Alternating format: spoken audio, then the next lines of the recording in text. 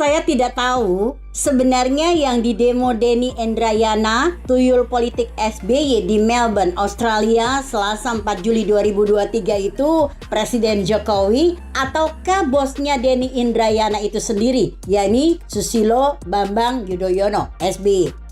Sebab setahu saya, Presiden Jokowi dalam kapasitasnya sebagai presiden tidak pernah sekalipun melakukan cawe-cawe pada pemilu 2024 dan tidak pula membangun dinasti politik di keluarganya. Apa yang dilakukan oleh Gibran dan Bobi, anak dan mantu Jokowi, semuanya melalui proses demokrasi dan konstitusional.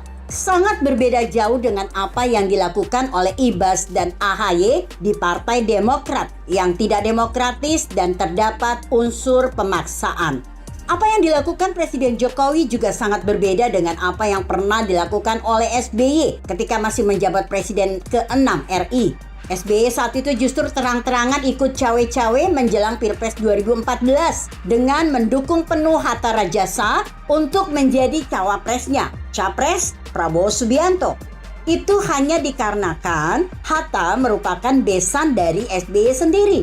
Selain itu, SBY juga sangat jelas dan tak terbantahkan lagi membangun dinasti politik melalui partai hasil rampokan dan manipulasinya sendiri, yakni Partai Demokrat. Itulah mengapa anak-anaknya SBY yang sebenarnya masih bau kencur dalam politik dipaksanya untuk menjadi ketum dan waketum Partai Demokrat. Sedangkan SBY sendiri mengukuhkan dirinya sendiri sebagai Ketua Majelis Tinggi Partai Demokrat yang kedudukan dan kewenangannya tidak dapat dikalahkan oleh presiden maupun raja sekalipun di seluruh dunia ini. Presiden Jokowi sampai saat ini masih menyerahkan sepenuhnya soal pemilihan baca pres maupun bacawa pres pada rakyat, KPU, dan semua ketua umum partai politik. Presiden Jokowi sampai detik ini belum pernah ikut cawe-cawe. Setidaknya belum secara tegas menyatakan dukungannya pada baca pres atau bacawa pres siapa.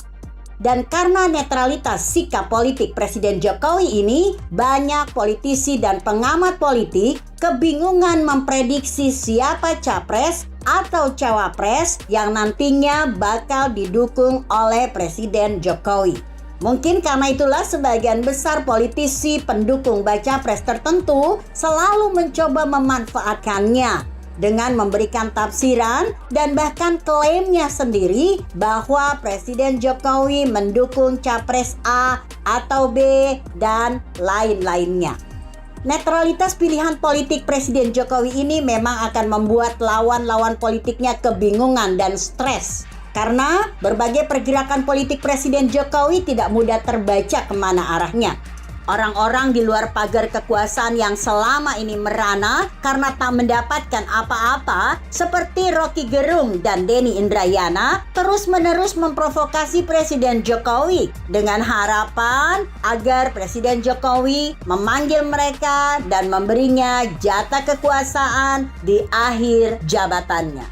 Namun apa dikata, Presiden Jokowi tentu sudah sangat lihai membedakan mana para pejuang dan mana kucing garong alias tuyul-tuyul politik. Olehnya, mereka tidak pernah dihiraukan oleh Presiden Jokowi. Pada akhirnya, Presiden Jokowi memang akan menentukan pilihan dukungan politiknya. Dan itu sangat wajar, mengingat sebagai pemimpin nasional yang sudah banyak ikut andil memajukan negara, tentunya Presiden Jokowi juga harus dapat memastikan siapa-siapa yang pantas untuk menjadi penerus kepemimpinannya. Namun, itu kan tidak harus Presiden Jokowi lakukan sekarang, di saat Presiden Jokowi masih diberi amanah untuk memimpin sampai akhir masa jabatannya, bukan?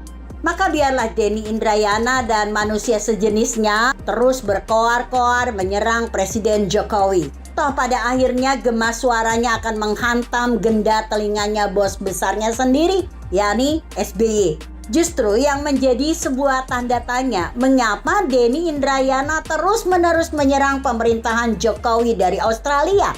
Ada apa dengan negara itu? Sepertinya kalau ditelusuri ada benang merahnya antara Australia dengan jaringan politik bosnya Denny Indrayana. Masih ingat, dahulu di masa pemerintahan SBY, ada narapidana terhukum mati kasus narkoba. Namun, dibebaskan oleh SBY karena adanya tekanan dari Australia. Kenapa SBY sangat takut dengan Australia? Apakah karena banyaknya rahasia perampokan dan berbagai kejahatannya yang tersimpan melalui ponselnya dan yang pernah berhasil disadap oleh Australia?